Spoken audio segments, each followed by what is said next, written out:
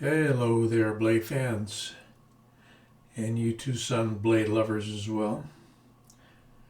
Yep, I back by popular demand, as it were, another TwoSun knife, and this one's quite unique because it is the only slip joint in-house here, and I don't normally partake of slip joints, but I saw this one back almost a year ago on eBay, and it looked very interesting. I was intrigued, so went ahead and hit an auction, got it.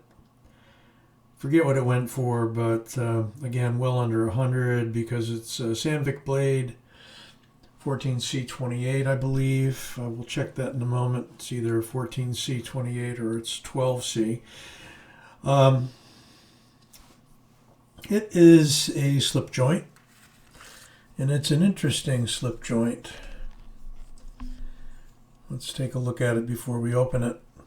As usual with TwoSun, very nice milling work, machine work. Detail abounds pretty much everywhere. And you see we've got an interesting lock system.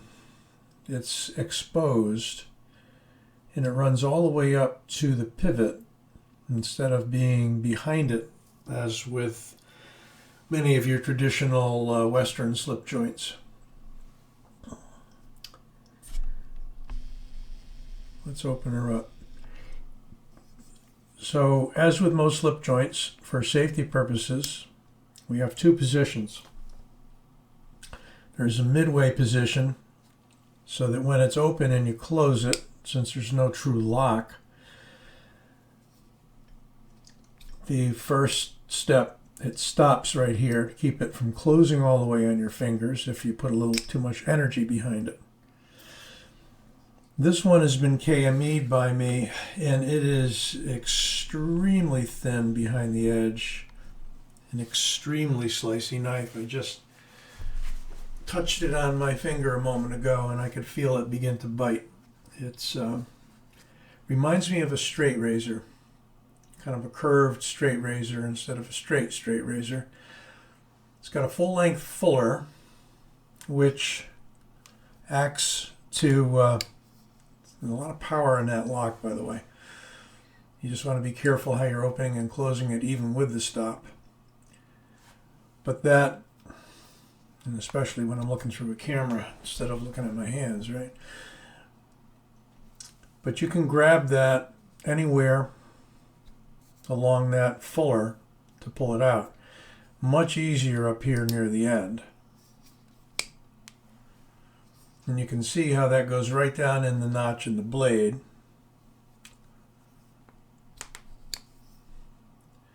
And hits a second notch in the round portion, the axis portion of the blade. So just really, really an interesting knife. It's solid back construction by virtue of the fact that that's the spring that's running all the way from the spring's pivot on the butt end up to where it meets the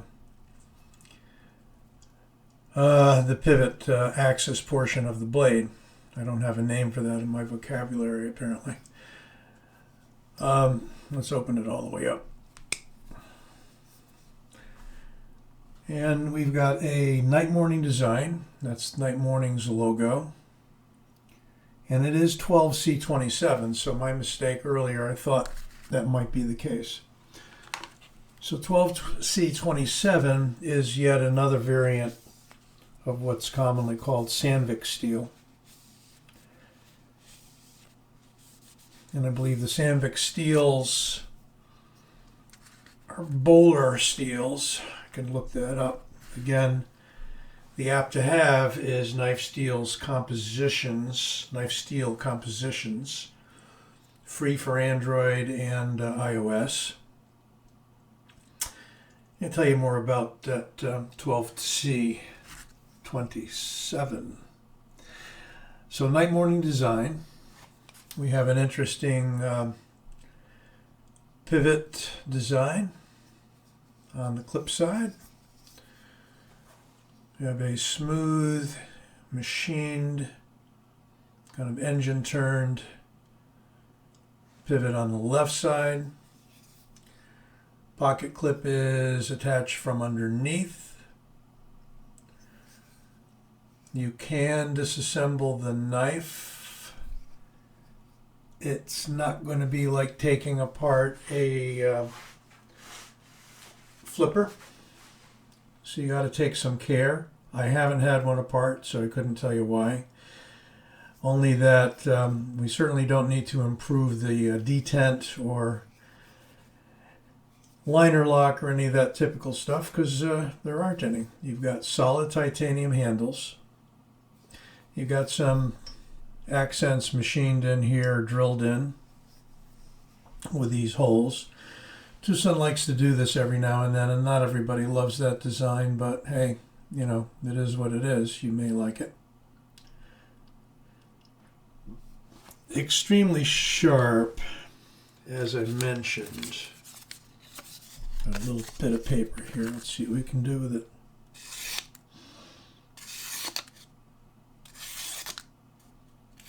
Like butter, as they say. Like butter. Yeah, this one was one of my better success stories with the KME. Not that I've ever had a bad time with the KME. Just that this really took to it. Because you got a good midpoint to clamp the KME clamp on there. Nice flattish, somewhat thick piece of steel. Although you see, you've got it chamfered in here. Kind of a wishbone or dog bone, whatever effect. Narrower here and then thick out near the tip. Let's get a measurement on that. So, in millimeters, let's grab it there, 3.7 millimeters, so thicker than it looks. Right about there would be ideal. 4 millimeters. So we get right to, oh, and that's not the blade, folks. Sorry about that. That's the spring. Duh on me. Yeah, we're more like 3.7 millimeters on the blade. Handle thickness, let's get it right about there. 0.55. It is a contoured titanium handle. See? Nice flat there. Fits in the hand really nice for a smallish handle.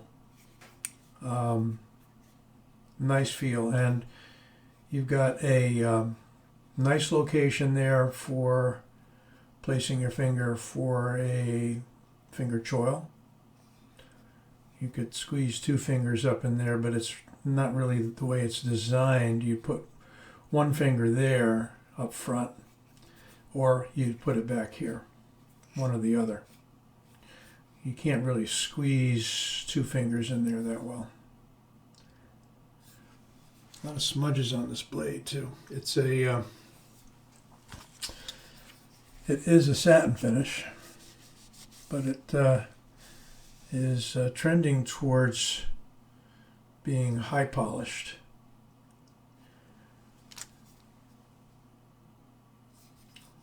Oh, we don't have a length on it yet, do we?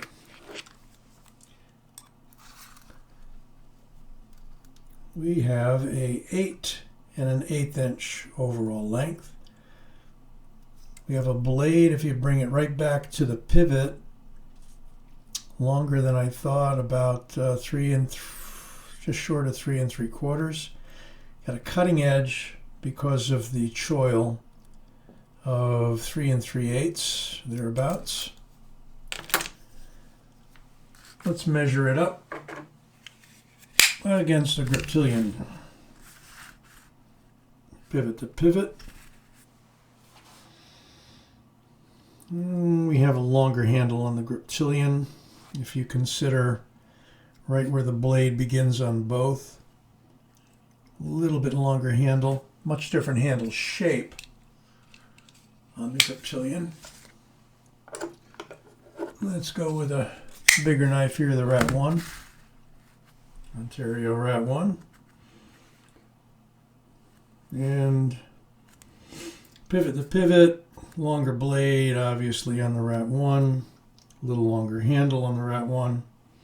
So overall the Rat 1 is a longer knife by a pretty good margin. And the Benchmade Freak. Pivot to pivot. Blade is pretty much identical. And handle's a little bit longer. So it's not a small knife. I'd call it kind of a medium knife, maybe medium towards large. The look of it isn't really large, but it isn't small. And fits the hand nicely.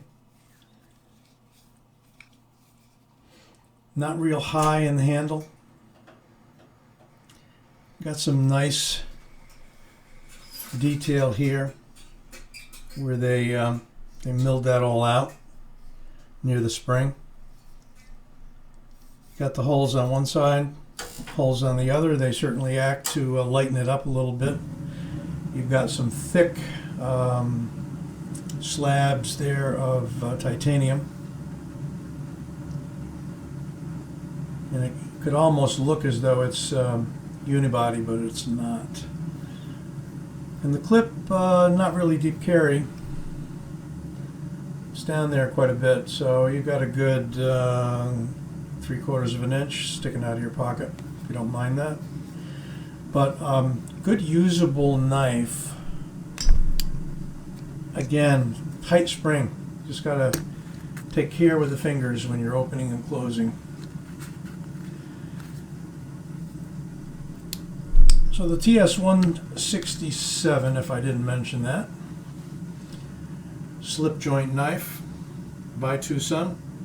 Hope you enjoyed this. Give it a like, and don't forget to subscribe.